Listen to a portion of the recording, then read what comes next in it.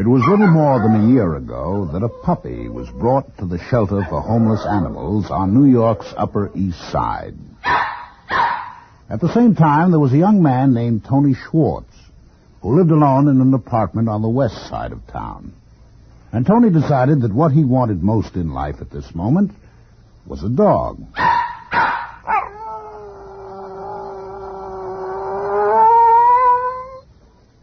The CBS Radio Workshop, dedicated to man's imagination, the theater of the mind. Today, the actual story of a dog's life, as shared and recorded on a portable recorder by Tony Schwartz. It was February 3rd, 1956, when Tony Schwartz appeared at the information desk of the animal shelter to ask for a dog. An ordinary, plain, everyday dog. You have to sign an application here, and you go in and look at the dogs, and you select something you see, and you come out, and you sign a release on it, and your name and your address.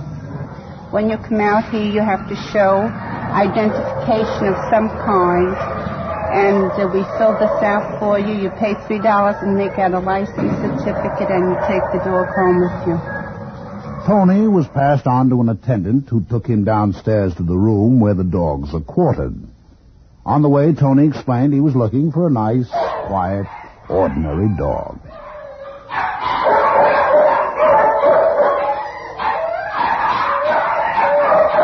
In thinking about a dog, Tony hadn't thought about a particular dog, just a quiet companion to curl up at his feet as he sat in his armchair. A dog, that's all. But it wasn't that simple. Here there were lots of dogs. Which dog would it be? Finally, he saw one that he thought might do. But would this puppy be the one he thought about? What kind of a dog was it, anyway? This is a wire-haired terrier cross. He's about 2 months. He was brought in here by a lady that couldn't keep him in the house. There were some restrictions there. So she brought him in, and I'm pretty sure we'll get a home for him very soon. Is it really a male? Oh, no, this is a female. My mistake. I keep calling him he's, but it's really a female. She's really a female, I should say. Tony decided to take him, or rather her. A couple of hours had gone by, and he was late for work. But the dog needed a physical examination before they could go home. Well, the most important thing to do is to have a shot of antiserum immediately, providing we find your dog in perfect health. So we'll examine him, look him over in every detail, take his temperature, examine the membranes of the mouth, and auscult his heart, see if he has any congenital heart disease, see if his lungs are congested at all, or if there's any signs of pulmonary disorder. We'll look her over and see that she's completely healthy in every respect as far as we are concerned. The serum contains antibodies. It's very similar to the polio shots in children that have been exposed to the disease. It also protects the dog during that first period that you have it at home, 10 days to 2 weeks. At this stage, I would feed approximately 4 times a day. The requirements are very high for protein and vitamins, so we advise meat, milk, and eggs primarily. This can be varied at times with whole fish, fillet of whiting, haddock, things of that sort. Was he adopting a dog or a baby? Physical examinations, protective shots, special diets? Well, finally that was over. He could take his dog home after he got the license. All dogs owned or harbored in the city of New York must be licensed regardless of the age. You must purchase a license as long as you harbor a dog. The license costs $3 per year. The dog year is from May the 1st until April the 30th of the following year.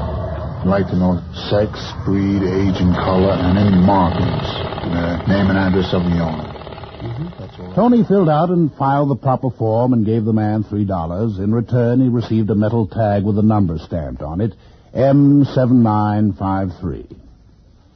Now, what came next? Nothing. It was hard for Tony to believe that he was now free to take his puppy home. As soon as they left the shelter, Tony felt the small animal in his arms begin to shiver. The weather was warm. Or maybe the street frightened him. Tony decided the best thing to do was to get her home fast. I want 425 West 57. Sorry, sir. We don't take dogs in this cab. Okay, thank you.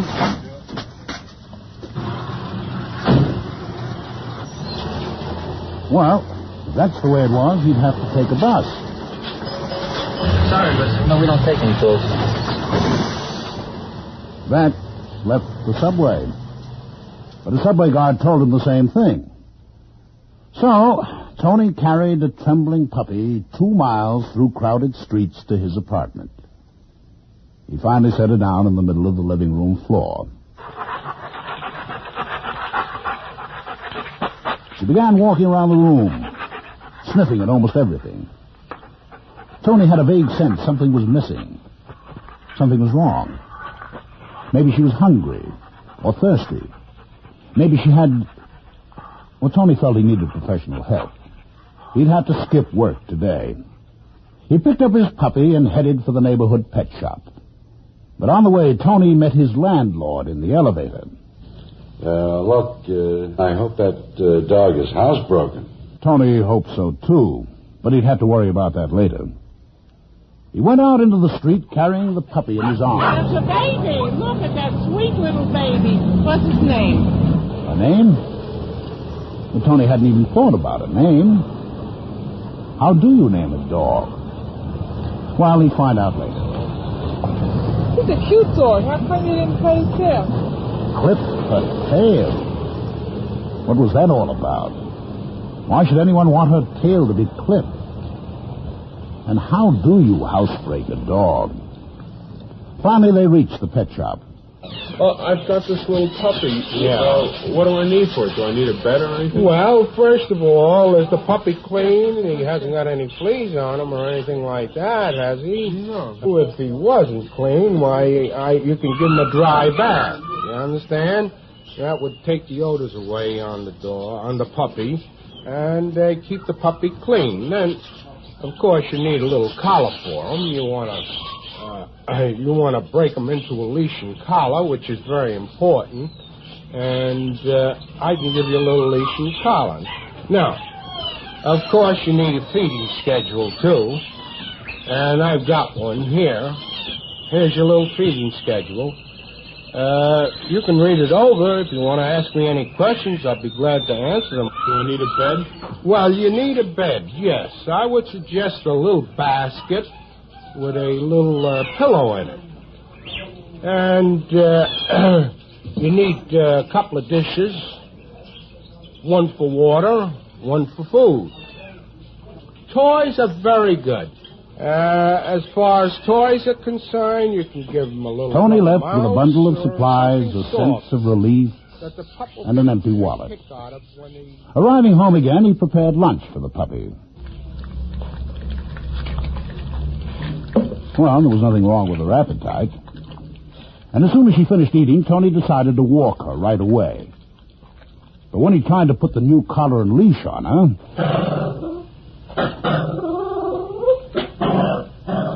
Apparently, walking beside her lord and master didn't mean a thing to the dog.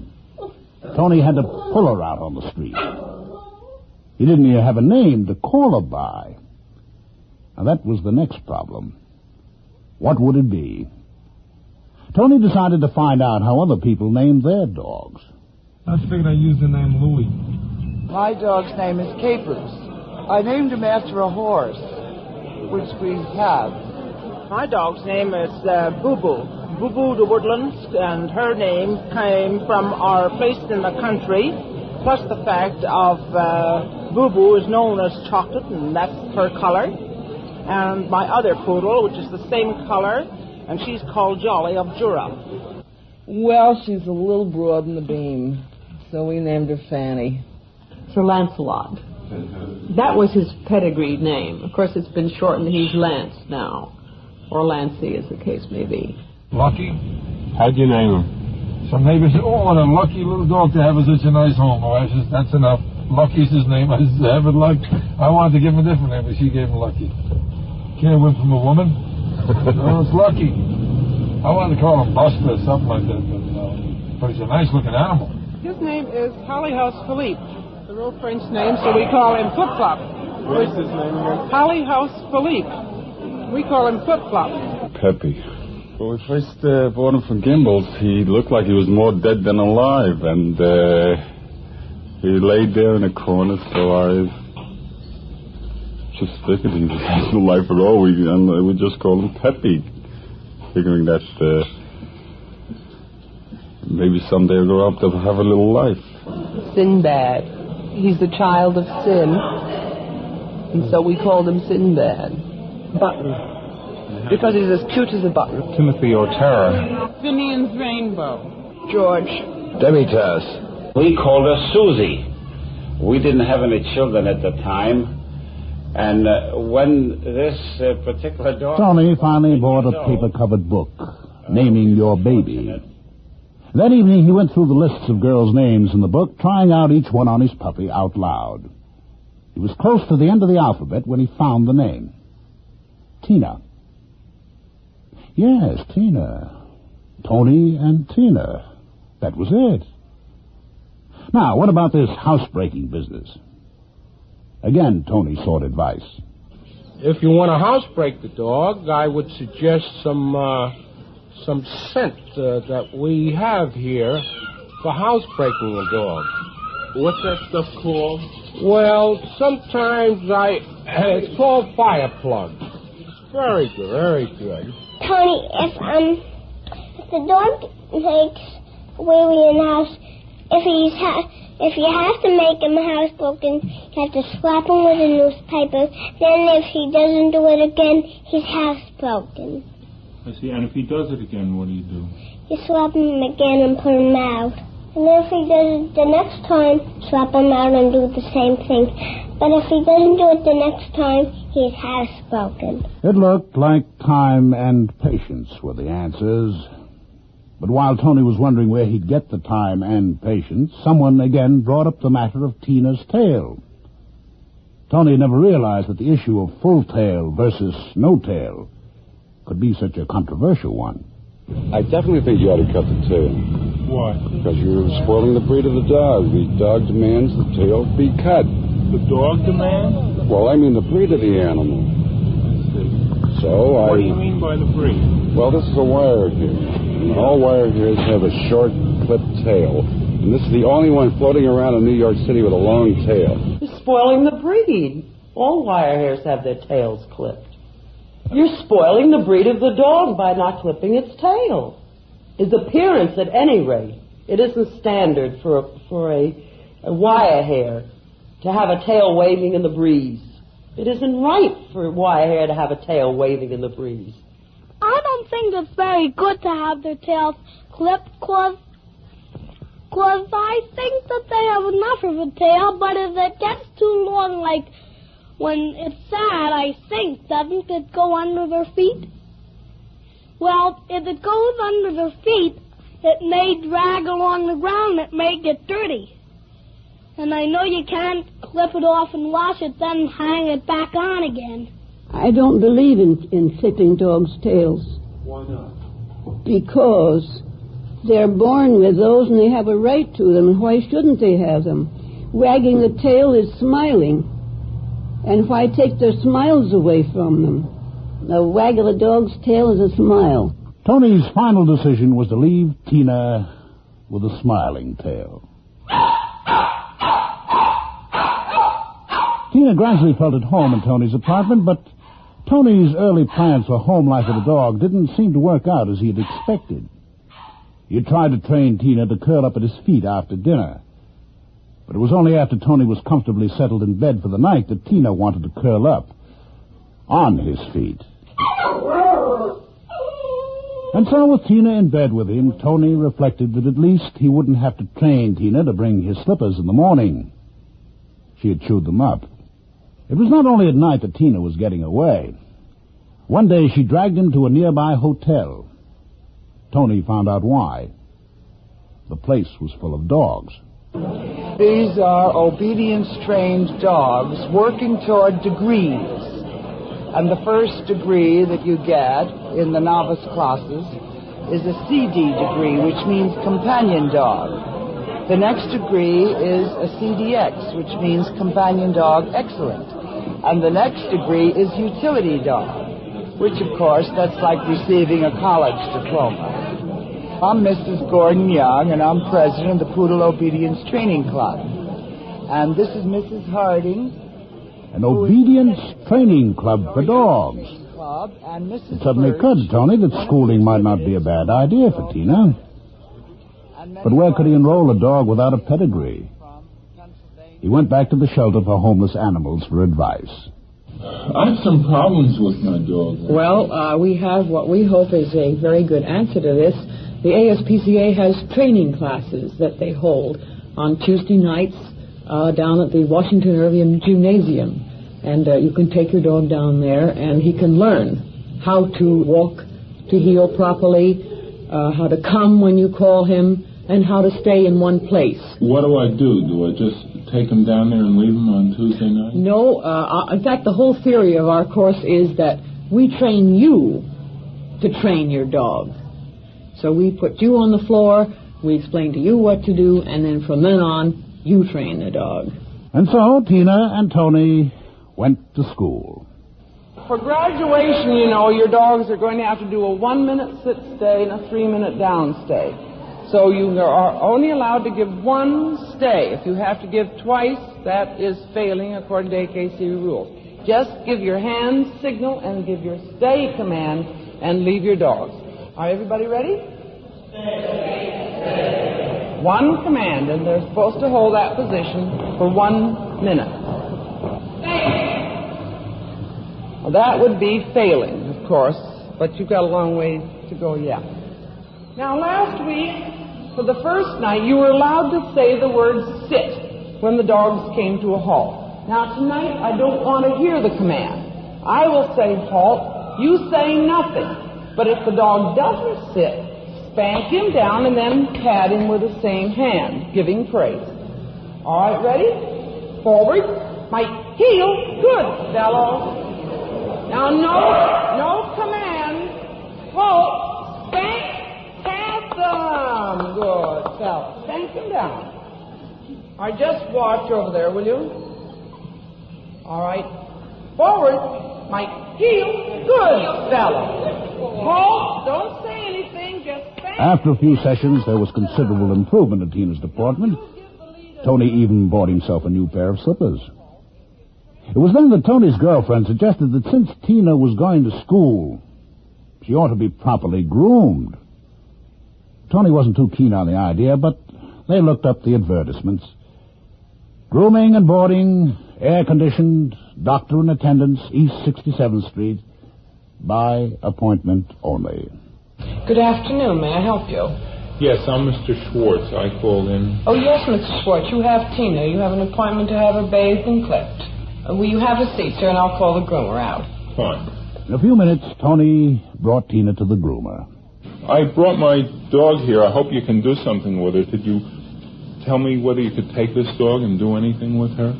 Oh, I think we'll be able to fix her up for you real nicely. The main thing is, how do you want her clipped? I mean, like a show dog or just like a regular pet? Well, my friend told me to bring her here and get her clipped and whatever you'd recommend. Well, I'll explain it to you. The show clipping method is to strip it down. That takes longer and it's more expensive. But that's done by hand. Now, the other way is to do it with the clippers. That's faster, it doesn't take as much time, and it's cheaper, too. Yeah. And what will you do to her? Well, we will take her down on the body. We'll leave her nice and smooth on the body. The legs will be left full, just a little bit of trimming done on them. The tail will be shaved, will be plucked, and the head we'll try to accentuate, make it look long and lean, which is the real terrier head. We'll leave a nice mustache and eyebrows on her, and the ears will be trimmed. And we'll do her toenails and her teeth, bathe her. But she'll be a dog that she'll be proud to take on the street. She'll look real sharp. When Tony called for his dog later in the day, he wouldn't have even believed it was her, except that she recognized him. He took her over to his girlfriend to see what she thought. She's different. She's a different dog. Everybody had to hear about it. She got on the phone. She's different. She's a different dog. But the longer you look at her, to be objective, she's gorgeous. She's absolutely gorgeous. The brown in her is just beautiful. But her face, I'm so sad about it. Where did you see her? I didn't know what to do. I really wanted to cry. I think he cut too much off her head, though. Yeah. Silky. Like little silk things, and they stand up. And she's like a wrinkle in her forehead when she stands her ears up. But I can hardly wait for the hair to grow on her head. I think he took off too much, frankly. The newly groomed Tina continued at school and was graduated with high honors. And gradually she and Tony began to settle down to a kind of tranquility. But then one day, Tina refused to eat. She behaved strangely, walking around the apartment in circles, licking the floor. Tony rushed her to the veterinarian. From examining your dog, it appears that she has a false pregnancy, or technically a pseudocyesis. This occurs in people, and many folks feel that such a thing does not occur in dogs. However, it is very common, particularly so in city dogs. She hides in closets and under the bed and makes a nest. If there are dolls or toys about, she accepts these as her puppies and nurses them and hides them and fondles them and so forth. And it's really a strange syndrome. We have been able to treat this very successfully from two aspects. From the hormonal aspect, by giving female hormones. The psychic aspects have been brought under control very, very nicely with these newer tranquilizing drugs that they're using in people now, such as Miltown, Equinol, etc. With the miracle of Milltown, Tina was soon restored to normalcy. There was no litter of imaginary puppies to care for.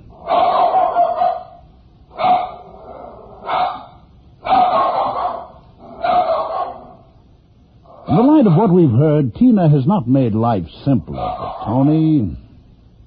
Why does he put up with him? Why does anyone want to bother with a dog? Well, ask anyone who owns one. Even though they're in a lot of trouble in the beginning when they're young, as the years go on, they mean so much to you that you forget all of the trouble when they were puppies. They are so wonderful. They eventually become just like a member of the family. I love it. I didn't really mean to get one in New York, but one of those days I just decided to get one. No particular reason. It's a lot of work. Have to walk him 3 times a day, and it's quite a headache, but I think it's worth it. You don't own the dog. The dog owns you. But a great many compensations. You have love and affection, something you never had before. They're simpler to relate to at times than people. When you just want love and warmth and affection, they're there to give it to you. I feel that the animal is part of me. I really do. I don't consider doing anything for a little animal trouble. Look at that. Look at the way he's behaving now. Isn't that all worth the little trouble that you might go to? And the longer you have them, the more you wonder how on earth you did without them. Oh, they're worth every hour of trouble that they ever give you, and more. There's no question but that living with a dog presents problems and struggles. But so does living with humans. But what about the dog? He's been pushed and pulled, clipped, trained, patted and yelled at. Why doesn't he just bite his master and be done with it? Well, for that, you'll have to ask the dog. You have been listening to the CBS Radio Workshop and A Dog's Life, as shared and recorded on a portable recorder by Tony Schwartz, with narration written by Elliot Gruskin, narrated by Ralph Bell, and produced in New York by Paul Roberts. This is Dick Noel, inviting you to listen again next week when, from Hollywood, the CBS Radio Workshop presents Heaven is in the Sky, an actuality broadcast of the tragedy of the Pacoima school disaster in which a disabled DC-7 fell into a crowded schoolyard.